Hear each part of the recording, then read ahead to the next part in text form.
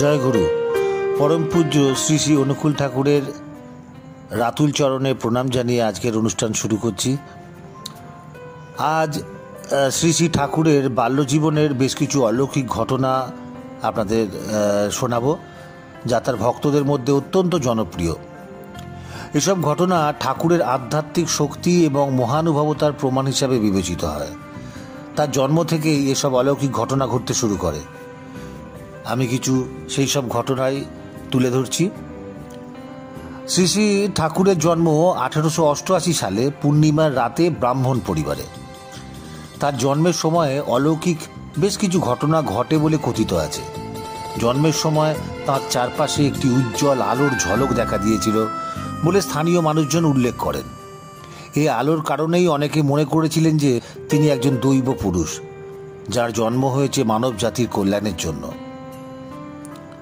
একবার শৈশবে যখন ঠাকুর খুব ছোট ছিলেন, তখন একটা সাপ এসে তার খাটে উঠে বসেছিল।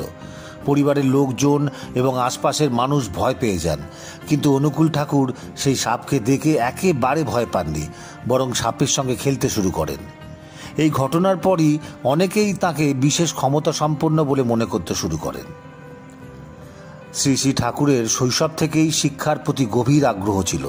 তাঁর জ্ঞান অর্জনের ক্ষমতাও ছিল অলৌকিক। ছোটবেলাতেই তিনি অত্যন্ত দ্রুত যে কোনো বিষয় আয়ত্ত করতে পারতেন এবং তা নিয়ে গভীর চিন্তা করতেন। স্থানীয় গুরুজনরা তাঁর এই অসাধারণ জ্ঞান ও মেধাকে অলৌকিক ক্ষমতা হিসাবে গণ্য করতেন। একবার ঠাকুরের শিশুকালেই আরেকটা বিখ্যাত ঘটনা ঘটেছিল। একবার পিঁপড়েদের প্রতি তার করুণাময় আচরণ সবার দৃষ্টিগোচর হয়। একদিন তিনি দেখতে পান যে পিঁপড়ের বাসা ভেঙে গেছে এবং সেগুলো বাঁচার জন্য এদিক ওদিক ছুটোছুটি করছে। তিনি নিজের হাতে সেই পিঁপড়েদের আবার বাসায় ফিরিয়ে দেন এবং তাদের রক্ষা করেন। তাঁর এই আচরণে পরিবারের সবাই অবাক হয়ে যান এবং বুঝতে পারেন যে তিনি জন্মগতভাবেই দয়া ও করুণার প্রতিমূর্তি। একবার ঠাকুরের ছোটবেলায় গ্রামে এক ঝড় আসে এবং প্রচণ্ড বৃষ্টি হতে থাকে। গ্রামের মানুষ অত্যন্ত ভয়ভীত হয়ে যায়।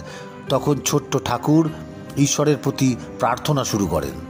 আশ্চর্যের বিষয়, তাঁর প্রার্থনার পরপরই ঝড় বৃষ্টি থেমে যায়। এই ঘটনা তাঁর অলৌকিক ক্ষমতার আরও একটি উদাহরণ হিসাবে প্রচলিত। এইসব ঘটনা তাঁর শৈশবকালের আধ্যাত্মিক ক্ষমতার পরিচায়ক এবং পরবর্তীতে ঠাকুরের জীবনের দিশা হিসাবে কাজ করে। অনুষ্ঠানটি ভালো লাগলে লাইক, শেয়ার এবং কমেন্ট করতে ভুলবেন না।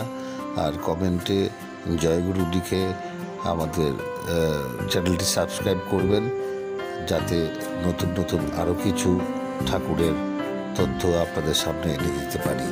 জয়গুরু।